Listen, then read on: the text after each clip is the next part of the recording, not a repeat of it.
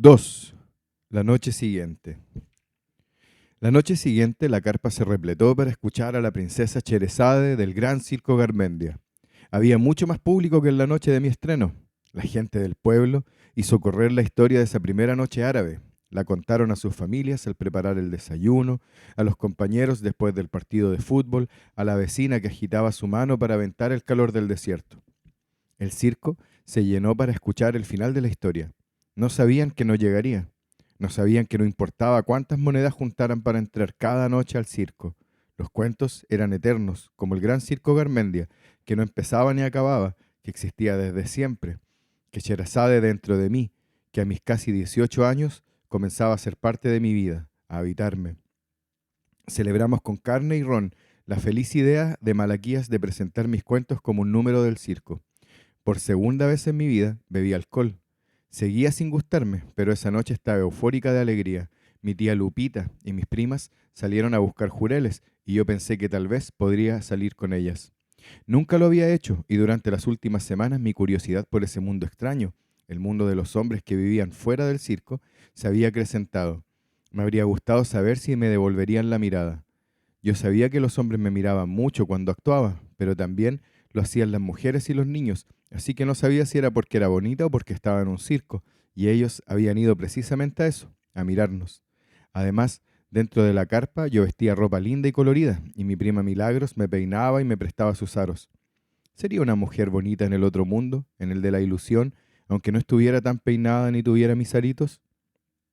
Habría dado lo que fuera esa noche, porque me invitaran también a mí, a conocer Jureles, pero nadie me invitó, y Malaquías ya estaba ebrio cuando me susurró al oído que lo esperara en mi camarín. Él ya sabía que las otras se iban a buscar hombres, y que iba a estar solita en mi tienda. Y como cada noche que eso ocurría, sabía que podía estar conmigo sin temer que llegaran las demás. 2 años atrás, después de botar su semen a la tierra como todas las noches, Malaquías me había preguntado si yo ya sabía que él no era mi padre. Yo le mentí y le dije que sí. Tú no naciste en el circo, siguió diciendo, sin mirarme, mientras se vestía. Apareciste aquí y apenas caminabas. Te abandonaron, te dejaron sola en el circo como a muchos niños. Cuando te encontramos ya era de noche. Estábamos de gira en el sur. Yo no pude responder, no pude decir nada. Entonces yo venía de allá, de la ilusión. Entonces había sido abandonada, como el Tony ninguno. A nosotros nunca nos había pasado algo así, pero sabíamos que podía ocurrir cualquier día, continuó Malaquías. El circo es el gran orfanato nacional, niña. Supongo que las familias más pobres nos ven como millonarios porque tenemos caballos y una carpa grande y esas cosas. Prefieren dejar a los hijos que no pueden mantener en los circos. Pasa mucho. Ni siquiera buscamos a tu familia. La Magdalena y yo te recibimos. Ya sabíamos que nunca íbamos a poder tener hijos. Yo quería preguntarle muchas cosas. Preguntarle, por ejemplo, por qué. Si ellos me habían adoptado, por qué al principio sí podía decirles papá y mamá y después no. Y mientras pensaba en esto, el labio me empezó a temblar, pero no quería llorar, y por eso no hablé. Algunos meses después, sin embargo, me atreví a preguntarle a Magdalena quiénes eran mis padres, o dónde los podría encontrar, o si sabía si estaban vivos. Esa fue la primera y última vez que la vi llorar. Que Malaquías diga lo que convenga, logró decir apenas. Yo seré siempre tu mamá, aunque no me puedas decir así. No puse nunca en duda lo que Malaquías me había dicho, porque así como él no me podía ver más como su hija, yo no podía conciliar que él estaba arriba, que el que estaba arriba mío era mi padre. Y aunque la intuición quería aparecer, yo no podía darle paso, no podía hacerme eso a mí misma, y por eso seguía oculta. Y sé que tú estás feliz de vivir en el circo y no allá afuera, ¿verdad? Dijo luego Malaquías esta noche en que me hizo creer para siempre que yo era una niña abandonada. Dije que sí, pero al imaginar su torso desnudo en medio de la oscuridad no supe si era sincera. Él pareció darse cuenta. Tú no le puedes decir a nadie que nosotros hacemos estas cosas, porque todos se van a enojar contigo, me dijo. Y la Magdalena te va a querer echar. ¿Tú sabes cómo es la Magdalena? Es mejor que sigamos aparentando que tú crees que yo soy tu papá y que ella es tu mamá. Asentí en silencio. Me aterrorizaba pensar que me podían echar del circo porque yo no era una garmendia. Eso le dije a Malaquías. No quiero que me echen del circo como a Sarillar. Y él me respondió que a mí nadie me iba a echar, porque yo sí era una garmendia, no como el Tony ninguno. Además que el bastardo no se va a ir hasta que cumpla 14 años. Se llama Sarillar. ¿Y por qué lo defiendes?, me preguntó. Su voz se había puesto dura. Porque él no es un Garmendia, igual que yo, y porque está solo, igual que yo, y porque llegó al circo porque lo abandonaron como a mí, y porque usted lo trata mal y a mí también, y me mete esa cosa cada vez que puede y me duele y usted lo sabe y no le importa nada. Recibí 2 cachetadas feroces, una en cada mejilla. Luego Malaquías se fue y me dejó sola. Esa noche quise irme del circo para siempre. Llevaría a Sarillar conmigo y lo protegería. Me lo llevaría del circo antes que lo expulsaran. Nos iríamos a trabajar a otro circo, o encontraríamos a nuestras familias de allá afuera, o nos iríamos del país, recorreríamos el mundo. ¿Por qué estás llorando? La Fátima había regresado de su noche de jureles. No la había oído entrar al camarín que todavía compartíamos, y entonces la miré a través de la penumbra y pensé en confesarle todo, en decirle lo que me hacía Malaquías cada noche, en decirle que me iba del circo, me llevaría a Sarillar y nadie me volvería a ver nunca más. No me importaba que no fuera un Garmendia, sería yo misma allá afuera, y si no, me inventaría. La Fátima prendió una vela y se acercó a mi colchón. ¡Ay, niña, mira! ¿Esas son gotas de sangre? Pucha, tienes que tener más cuidado con tu regla. ¿Por eso estás llorando? Pero tranquila, si nos pasa a todas. A veces nos da pena en esos días. Bueno, no importa, pero trata de no manchar con tu sangre. Ya te voy a pasar unos algodones. Tienes que pedírmelos, primita. Fue la vergüenza de confesar que no andaba con la regla, sino que la sangre me la sacaba Malaquías con su bruteza, la que me impidió aquella vez y para siempre confesarle todo a la Fátima para escapar del circo de mi desgracia. 2 años después del día en que supe que yo no era una Garmendia, llegó esa noche feliz en la que celebrábamos con carne y ron el comienzo de los cuentos de Sherezade, esa noche en que mis casi 18 años afloraban y sentía que se me abría el pecho de felicidad, felicidad que se sumaba a la emoción que nunca sentía por el éxito de mis 2 narraciones consecutivas. Nunca había sentido algo así. Tenía ganas de gritar de alegría, de subirme al escenario y no bajar nunca, de que todo el mundo me mirara porque ahí estaba yo. Quería sobre todo que me miraran los hombres, quería sostener sus miradas y obligarlos a bajarlas por vergüenza o por lo que fuera. Además, el ron me había tocado y tenía un mareo que me puso todavía más contenta. Pero todo se desvaneció cuando Malaquías me dijo que lo esperara despierta. Volví a sentir ese dolor en mi vientre, el dolor que llegaba cada vez que sabía que Malaquías me lo iba a meter. Cuando estaba ebrio era peor. Nunca esperó que yo estuviera húmeda, me hacía daño. Afortunadamente, había noches en que no lograba excitarse. Me obligaba a arrodillarme para que le chupara ahí. Apretaba mi cabeza contra su torso hasta que me ahogaba, pero aún así no lograba tener una erección. Se iba poniendo viejo, debía de estar cerca de los 60 años.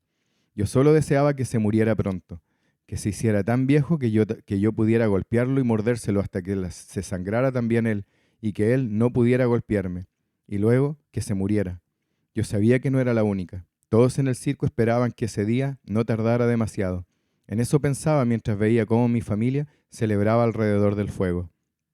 En un momento en que todos estaban mirando al Tony Frutilla, que contaba un chiste o algo así, yo me escapé del grupo y fui a dar una vuelta por el terreno que nos habían prestado para montar el circo. Escuchaba música y risas que venían de las casas cercanas a ese lugar.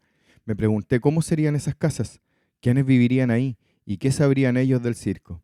¿Qué hacían todos los días? ¿Habría jureles? ¿Era verdad lo que decía la tía Lupita, que mi cuerpo podía gustarle a otros hombres? ¿Que los hombres me podían amar porque yo era bonita?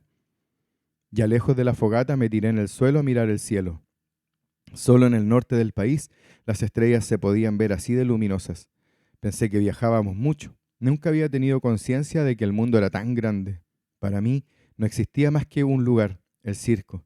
Los caminos entre un pueblo y otro, y aún los pueblos mismos, eran para mí un intertanto, una pequeña muerte, un ínfimo descanso vital. Eran la ilusión que permitía la existencia de la única verdad, la carpa armada, con su ruedo cayendo hasta la tierra, con los trajes de todos nosotros. El Frambuesa y el Frutilla nunca eran más reales que cuando se pintaban la cara. Nada era más cierto que el enano Julián de pie sobre sus caballos, que la Milagros volando colgada sobre su pelo, que la tía Lupita desafinando a esa cuerda floja, que mi tío Baltasar haciéndole creer a todo el mundo que tenía una fuerza prodigiosa, que yo de niña volando en mis trapecios, que yo más grande contando mis historias, que yo siendo Sherezade.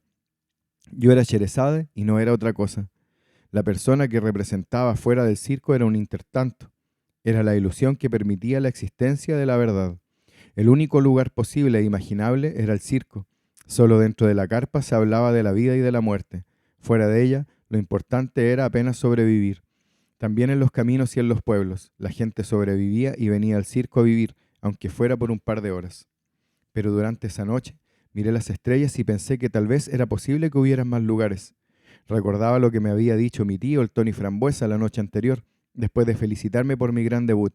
Me había dicho que más allá de las estrellas estaba todo. Todo, niña. Y no es tan lejos como creemos. Mira, esa estrella, esa grandota brillante, ¿la ves? ¿Ves algo que se interponga entre tú y esa estrella? No, ¿verdad? Entonces, tú eres la persona que está más cerca de esa estrella, si hacemos una línea recta hasta allá. Y como tú no te interpones en mi propia línea recta, yo también soy el que está más cerca. Y además, por lo que sé, el universo es como circular, ¿entiendes? Una pelota gigantesca. Si tiramos líneas rectas hacia el cielo, aunque sean líneas paralelas, así como, no sé, como los fierros de tus trapecios, en algún punto se van a juntar igual. Eso me decía mi papá, tu abuelo, que no existe nada que sea realmente paralelo, que todo se junta en algún momento, que por eso estamos todos locos. Yo no entendía cómo dos líneas paralelas se podían juntar en algún momento, pero mi tío decía eso, y cuando él hablaba, yo como que entendía todo. Ahora miraba al cielo de nuevo e intentaba comprender, pero era más difícil cuando no estaba el Tony Frambuesa. Me quedé, me fui quedando lentamente dormida, pese al frío de la noche del desierto, envuelta en las preguntas que nunca había hecho, porque nadie en el circo me las podía responder. Nadie sabía mucho más que yo del mundo de la ilusión, del que empezaba fuera de la boletería del Gran Circo Garmendia. En mi sueño yo estaba parada dentro de la carpa, pero no había gente, no había nadie. Solo estaba yo y estaba desnuda, y al frente mío estaba el mástil como siempre, solo que ahora se veía más alto porque claro, en realidad no había ninguna carpa.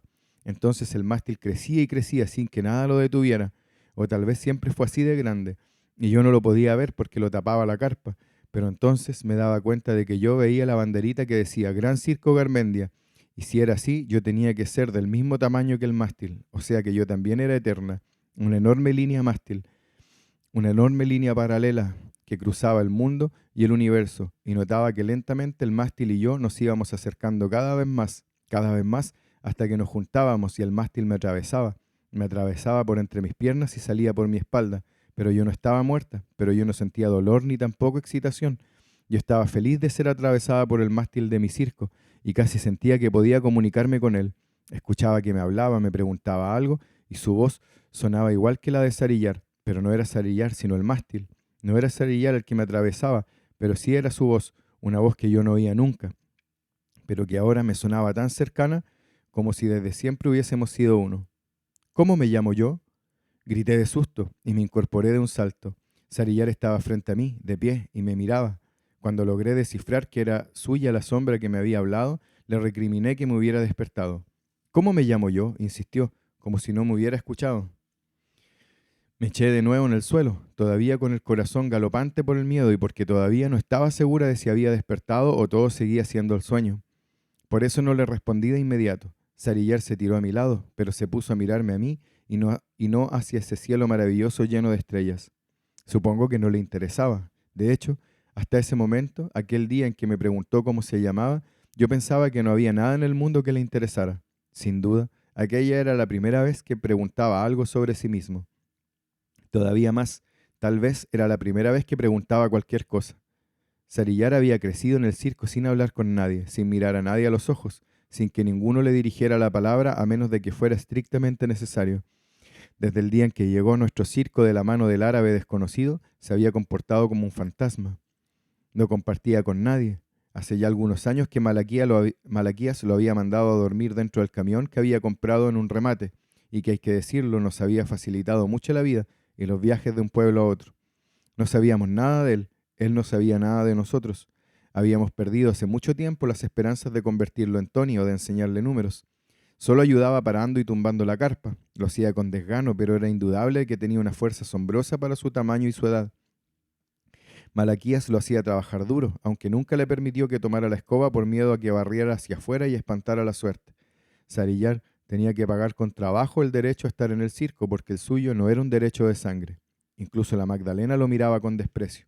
Nadie soportaba a los flojos.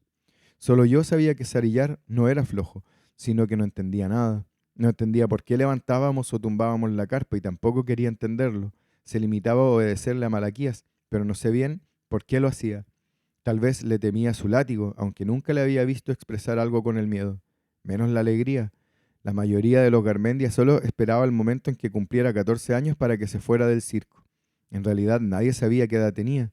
Yo no quería que se fuera, no porque le tuviera mucho cariño, sino porque me daba lástima. Y sobre todo, porque ninguno de los dos era un Garmendia. Eso nos unía irremediablemente. ¿Cómo me llamo yo? Sarillar, le respondí, y lo quise mirar con ternura. Quería que sintiera que a alguien en el circo le importaba su existencia, aunque fuera un poco. ¿Y por qué me dicen Tony ninguno? Preguntó, y yo no tuve corazón para responderle. Algún rato, después me fui a mi camarín. Tenía que hacerlo. Sabía que él vendría. Sabía que tenía que estar ahí cuando él llegara. Que debía ser, una vez más, menos de lo que era. Cuando Malaquías me violaba, yo no era nada, apenas un montón de carne y huesos con un agujero inerte. Cerraba los ojos y me moría por 5, 10 o 15 minutos. Permanecía muda y lo dejaba gruñir solo. Luego se iba y yo me dormía, o seguía durmiendo. Pero esa noche era distinto, porque la felicidad que sentía por el éxito de las narraciones de Sherezade me habían vitalizado, y mi cuerpo de mujer parecía reclamar algo más que un fuerte olor a ron y a humo. Después, ser penetrada contra mi voluntad, sin saber bien lo que hacía ni qué esperaba encontrar. Eso quise pensar, al menos me vestí y salí de mi camarín. Malaquías ya se había ido hace rato. La noche seguía fabulosa y estrellada. Ya no había ruido, tampoco había nadie cerca. Miré hacia el cielo y me tranquilizó esa compañía luminosa y múltiple, esas líneas paralelas juntándose en alguna parte.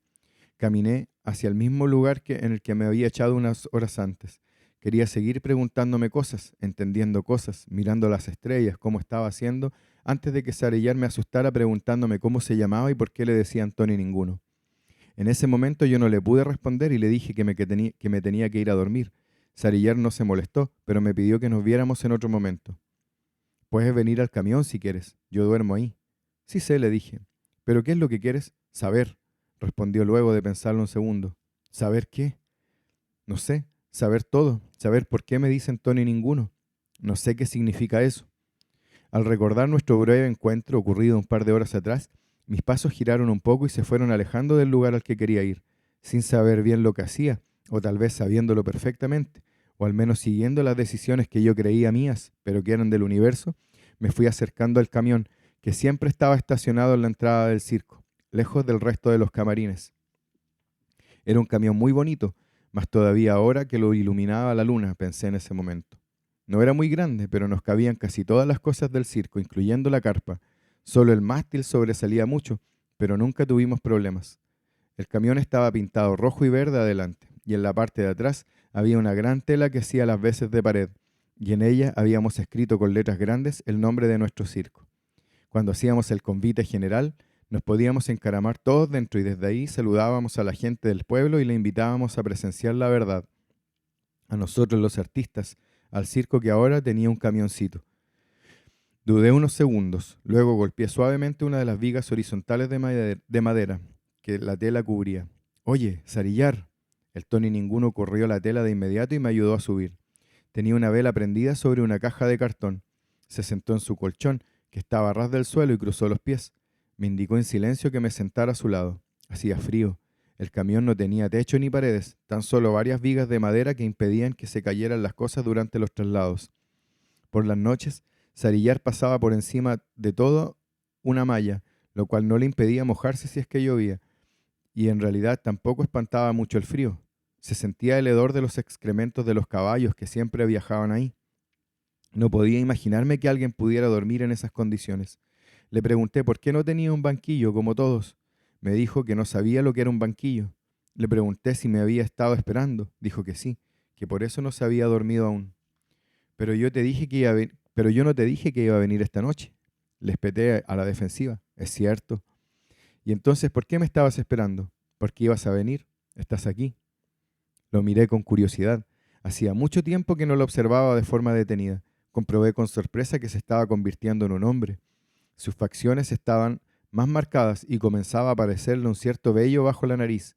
Tenía el pelo largo y revuelto. Lo único que no cambiaba era su mirada, esa mirada pretérita, de otro tiempo, de otro lugar. Quiero que me digas cuál de todos estos es mi padre y cuál es mi madre, dijo de pronto con toda seriedad, alumbrando su rostro por el fuego de la vela. Ninguno, respondí de inmediato. ¿Por eso me dicen Tony ninguno? Creo que sí. ¿Sabes qué es un Tony? Sé que el frambuesa y el frutilla son Tony, pero ninguno de esos es mi padre. ¿Quién es entonces? Todos tienen padres. Es que no sabemos. Cuando llegaste acá tenías como 3 años. Te trajo un tipo que parecía árabe. ¿No te acuerdas? Creo que sí, pero no sé quién era él. No me acuerdo de mi vida antes de llegar acá. Hasta hace poco creía que había nacido aquí. A mí me pasaba lo mismo, le confesé. Y luego le conté que me había dicho Malaquías 2 años antes. Había aparecido en el circo cuando tenía 1 año o algo así. Entonces tú también eres Tony Ninguno, dijo Sarillar, y se le iluminó el rostro. No, yo no soy Tony Ninguno. Yo sí soy una Garmendia. Dije eso sin pensarlo y luego me arrepentí, pero Sarillar no pareció darle importancia. ¿Pero quién soy yo entonces? Preguntó. Yo le respondí lo único que sabía de él. Tu nombre es Sarillar. Él asintió lentamente, repetidas veces. Nos quedamos en silencio durante mucho rato. Como el rey de las 1001 noches, agregué sonriendo, aunque no sabía si él había escuchado la historia. El rey Sarillar, murmuró y siguió asintiendo repetidas veces, lentamente hasta que la vela se apagó por una exhalación o por el viento, y yo le dije que tenía que volver a mi camarín.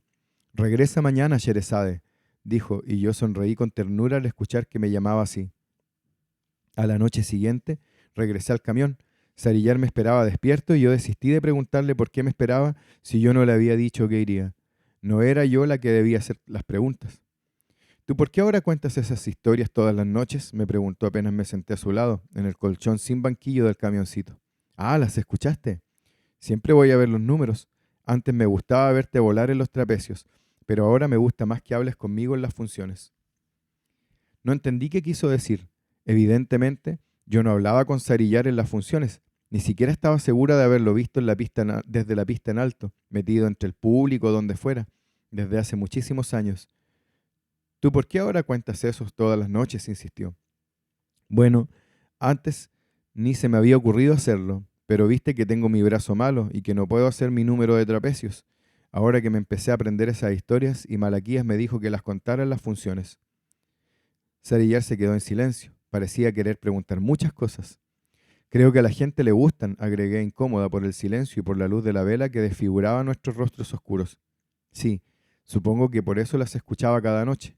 ¿Quién? ¿El rey? Yo. Nos volvimos a quedar en silencio. Descubrí que nunca había hablado con Sarillar hasta estos días. Pensé que por eso su conversación era tan extraña, porque no sabía conversar. Nunca lo había hecho antes, ni conmigo ni con nadie. Los libros de donde saco las historias los trajo el árabe que te dejó acá, le dije sin saber por qué. Suponía que Sarillar ya lo sabía. Eso no tiene sentido, respondió. ¿Quién hizo el libro entonces? No te entiendo. No las sacas de un libro, las conoces de otra parte y por eso me las puedes contar. No te las cuento a ti, se las cuento al público. Lo que te decía es que los libros llegaron contigo, pero Sarillar no me escuchó o hizo como que no me escuchaba. Solo después de mucho rato preguntó, ¿y por eso me llamo Sarillar? Sí, le dije, y al verme asentir él comenzó a hacer lo mismo, pero todavía parecía confundido. Es que hablábamos de cosas distintas, hablábamos en líneas paralelas. Durante las semanas siguientes, seguí narrando los cuentos de las 1001 noches y visitando Sarillar en las madrugadas, a escondidas de la Fátima. En el circo, todo había vuelto a ser alegría y abundancia. Mis relatos incompletos tenían un poder impresionante sobre la humilde gente que visitaba nuestro humilde circo. Cada noche había más público en la carpa. Solo dejábamos los pueblos cuando el resto de los números empezaban a ser abucheados. Había personas que los veían 4 o 5 veces. Todos sabíamos que la gente regresaba solo para escuchar mis relatos. Desde la pista en alto, iluminada por 20 ampolletas y en el más absoluto silencio, juntaba palabras y todo empezaba a suceder ahí, miles de años después, al mismo tiempo, convirtiéndose la carpa en el palacio del rey Sarillar, la pista en el lecho real y el ruedo en las sábanas de oro, el público en el rey engañado y yo en la princesa Sherezade. Y entre todo el mar de gente expectante, los ojos de Sarillar camuflados en la forma de un niño de 12 o 13 años. No sé por qué seguía yendo a visitarlo. A veces hasta me daba un poco de miedo sus preguntas, o su rostro que se iba transfigurando en el de un adulto iluminado por la vela, en su camión fétido, en su colchón sin banquillo. Pero todas las noches regresaba y respondía a sus preguntas. Al principio intentaba hablarle de algunas cosas que nunca nadie se había tomado la molestia de explicarle. Sariyar no sabía absolutamente nada del mundo. Malaquías dice que si seguimos así, con tanto público, nos vamos a convertir en el circo más popular del país, le comenté alegremente al niño amaestrado una de esas noches. Él me preguntó qué era el país. Me di cuenta de que no me era fácil responderle eso. Yo intentaba explicarle algunas cosas de la vida, al menos las cosas que yo conocía, pero Sariyar se aburría pronto. No le interesaba. Quería saber otras cosas. Quería saber qué era un rey, qué era un visir, qué era una princesa, qué cosa un palacio, un efrit, un dinar, los dátiles, quién era Alá. Me costó muchísimo explicarle cada cosa porque yo tampoco sabía exactamente qué era, por ejemplo, un efrit. Me ayudaba con el diccionario de la Magdalena. Le decía que los dátiles eran unas frutas como las naranjas. Sariyar me interrumpía. No hables de naranjas, habla de los dátiles. No preguntaba por otras cosas, solo interesaban las palabras que yo ocupaba cuando narraba los cuentos de las mil y una noches. Nunca volvió a tratar de saber quiénes eran sus padres. La única pregunta que hizo sobre sí mismo en toda su vida fue aquella vez en que quiso saber cómo se llamaba. ¿Por qué quieres saber tantas cosas?, le preguntaba yo a veces, y él siempre respondía con lo mismo, para saber. Lo decía con seriedad y yo no comprendía. No comprendía, pero él sí. Y eso era lo que realmente importaba. Eso era lo que le permitía ir ausentándose cada vez más de esta dimensión del mundo o de su mundo, hasta límites que comenzaron a sobrepasar cualquier fantasía, toda imaginación, fronteras que se hicieron tan difusas, que se confundieron y nos confundieron. Nos costó mucho entender los cambios de Sariyar. De hecho, nunca llegamos a comprenderlos, pero por supuesto que eso no importaba. Se dejaron notar pocos meses después de que yo empezara a narrar los cuentos de Sherezade. El Tony Ninguno comenzó a comportarse de modo muy distinto en el circo. Tenía actitudes que nos sorprendieron muchísimo a todos, acostumbrados a no tomarlo en cuenta, a considerarlo nada más que como un fantasma que deambulaba silencioso por el circo, parando y tumbando la carpa con su fuerza extraordinaria que era, en opinión de todos, lo único que le permitió que Malaquías no lo expulsara antes de nuestras vidas. Comenzó a comportarse casi como una persona normal, y eso era lo que nos extrañaba. Un día, antes del desayuno, nos dio los buenos días a la tía Magdalena, a la tía Salomé y a mí, que preparábamos las infusiones y amasábamos la harina para el pan. Ellas no le respondieron. Supongo que creyeron que le habían entendido mal. Yo tampoco pude responderle porque sabía que le había escuchado bien y no lo podía creer. Sariyar no le dio importancia. Parecía que nunca le daba importancia a nada, pero yo no pude dejar de observarlo durante todo el día. Esa noche, después de la función, dio también las buenas noches a todos los que se juntaban en la fogata a pasar el frío. Solo le respondió el Tony Frutilla, pero sin mirarlo, como si no se hubiese dado cuenta de que quien había hablado no era otro que el Tony Ninguno. A los pocos días ya se hizo evidente que algo pasaba con Sariyar. En 2 ocasiones le ofreció su ayuda a la Magdalena. La segunda vez ella aceptó y le pidió que fuera a buscar agua al río. Sariyar llenó 2 baldes grandes y los trajo. La Magdalena le agradeció con un gesto de la cabeza. Yo no podía preguntarle en las noches qué le pasaba, por qué había cambiado tanto. Me asustaba lo que me pudiera responder. Lentamente, el Tony Ninguno comenzó a integrarse en la rutina diaria del circo. Ayudaba en la preparación de las comidas, lavaba, acarreaba cosas y sobre todo, hablaba. No mucho, pero lo hacía. Todos estaban sorprendidos. Era como si de pronto hubiéramos tomado conciencia de que ese ser tenía una existencia real, que ocupaba un pequeño lugar en el mundo. Nadie hablaba de esta nueva situación, no se comentaba el extraño cambio de Sariyar en el circo. Aparentábamos que todo seguía igual, que nada nuevo pasaba en nuestras vidas aparte de los buenos tiempos que habían llegado con mis relatos y el éxito de público en cada pueblo al que arribaba el circo. Pero una noche en la que la Fátima había salido con la tía Lupita, una de esas noches terribles en que la silueta de Malaquías Garmendia penetraba con rudeza mi sombra menuda, mientras él gemía fuerte y yo evitaba a toda costa gemir también, el dueño del circo, sin dejar de poseerme, me preguntó entre gruñidos que cuántos años creía que tenía el bastardo. Yo no quise responder, porque sabía que si abría la boca iba a gritar de dolor y de pena, pero Malaquías insistió, y entonces le dije, casi en un susurro, que no lo sabía, que quizás unos 11 o 12, aunque yo sabía que ya debía estar cerca de cumplir los fatídicos 14. Pero no se lo dije a Malaquías, porque no quería que expulsara al Tony Ninguno, menos ahora que estaba dando señales de cambio. Se estaba comunicando con nosotros, demostraba que podía ser útil al circo, a ese circo maldito del que Malaquías era heredero por traición, como me traicionaba ahora a mí, a quien recogió de la tierra para tenerme como lo hacía esa noche en que me preguntó eso, y al escuchar mi respuesta me golpeó más fuerte, y yo sentí de pronto un calor extraño, algo que nunca había sentido antes, un calor líquido proveniente de Malaquías Garmendia que por primera vez no eyaculaba en la tierra sino dentro de mí, al tiempo que me decía que le diera un heredero. Dame un heredero, me dijo mientras dejaba caer todo su cuerpo exhausto y transpirado sobre el mío, y yo quise mirarlo con asco, pero solo podía ver la oscuridad de mi colchón, y en mi cabeza solo aparecía una y otra vez la mirada inenarrable, inenarrable de Sarillar. Apenas me quedé sola, me metí los dedos ahí para sacarme todo el semen de ese traidor, lo tiré a la tierra junto con mis lágrimas. Pronto pasaron 6 o 7 meses desde mi debut como Sherezade, de aquella primera de las 1001 noches del gran circo Garmendia. Ya nos íbamos acostumbrando a nuestro creciente éxito y también a los cambios del Tony Ninguno. Uno de esos días, mientras almorzábamos, Sarillar alzó de pronto su voz y pidió silencio, por favor, y sobre él se clavaron las miradas más atónitas del universo. El mediodía se detuvo para escuchar las palabras inéditas de Sarillar, quien tranquila y pausadamente, sin mirar a nadie con fijeza y con un rictus extraño que era casi una sonrisa, dijo que no quería que lo volviéramos a llamar, nunca más, Tony Ninguno. Mi nombre es Sarillar, dijo, y luego regresó a sus lentejas. Fue Malaquías el que rompió el tupido silencio del asombro y la incredulidad, el silencio de los platos inmóviles, del mediodía quieto. Oye, ¿qué te crees dando órdenes aquí? Tú no eres un Garmendia, tú no eres nadie, y acá los días los tienes contados. Sarillar siguió comiendo en silencio. No era fácil saber si había escuchado o no a Malaquías. Desesperado por su indiferencia, Malaquías lanzó su plato a la tierra y se acercó a grandes zancadas al niño amaestrado. «Eres el Tony Ninguno, porque no eres nadie, huevón», le dijo mirando los ojos, esos ojos profundos y vacíos.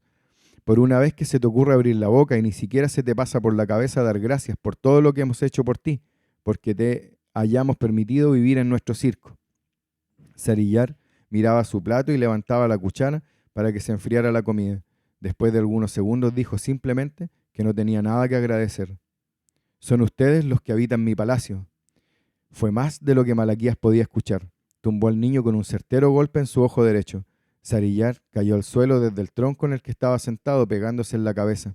Malaquías recogió su látigo de domador y yo grité de horror y me lancé encima de Sarillar para interponerme. El niño estaba inconsciente y Malaquías resoplaba frenético. «¡Traigan agua! ¡Agua!», grité desesperada. Pasaron varios segundos en los que todos dudaron desde sus asientos incómodos, pero finalmente nadie se movió, solo se oían mis llantos desgarrados. «Te odio, huevón», le dije a Malaquías entre dientes. La rabia me tapaba la garganta. Sentí una fuerte patada en mi estómago y me derrumbé encima de Sarillar. Aunque al borde de la inconsciencia, fui capaz de distinguir la silueta del Tony Frambuesa, que golpeó a Malaquías en el rostro y luego lo amenazó con algo punzante. No pude distinguir qué era, pero sí escuché sus palabras. «Con la niña no, concha de tu madre».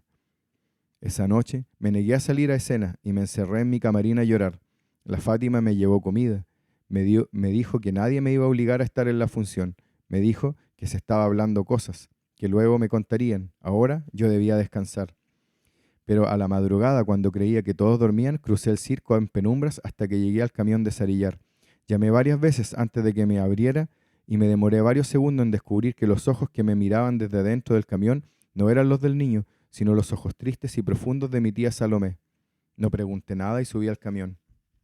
Los 4 hermanos de Malaquías estaban ahí, rodeando el colchón sin banquillo del Tony Ninguno. Mi tía Lupita sujetaba un trozo de carne en el ojo amoratado del niño.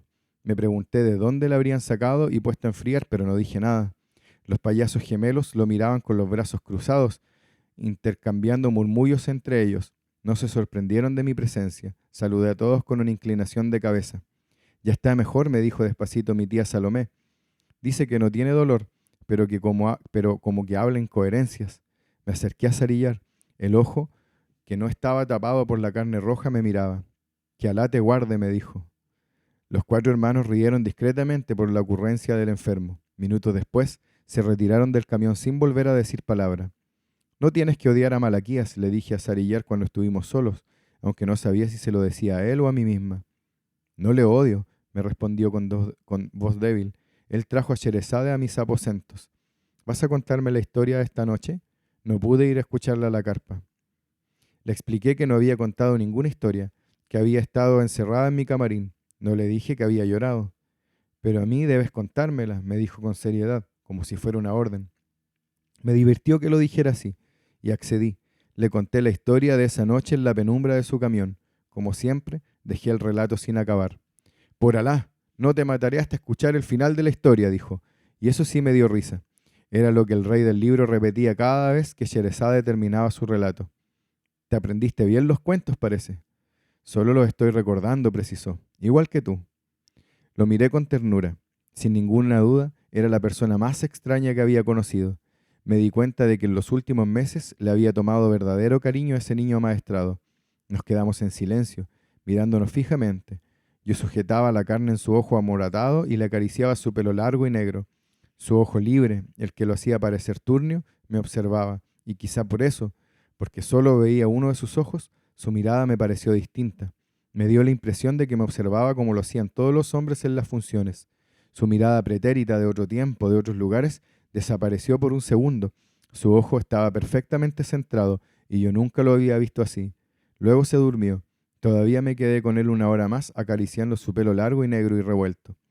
Pese a todo lo ocurrido, el circo retomó la normalidad al día siguiente. Sarillar amaneció con su ojo todavía morado, pero de un inexplicable buen humor, y eso me permitió volver contenta al escenario. Solo solo en los 5 hermanos Garmendia parecía quedar ecos de los sucesos del día anterior. Yo hice caso omiso de todo esto y me dediqué a seguir leyendo y ensayando mis cuentos. Secretamente tenía la esperanza de que mi creciente fama llegara a oídos de algún empresario europeo, como le ocurrió a mi tía Salomé cuando tenía mi edad. Llevaría a Sarillar conmigo y lo salvaría antes de que fuera expulsado del circo. Sin embargo, me preguntaba si las cosas seguirían el curso establecido después de lo que había pasado. Por primera vez nos habíamos enfrentado a Malaquías Garmendia. Primero Sarillar, luego yo, y después su propio hermano. Lo que podía ocurrir después de eso era absolutamente impredecible.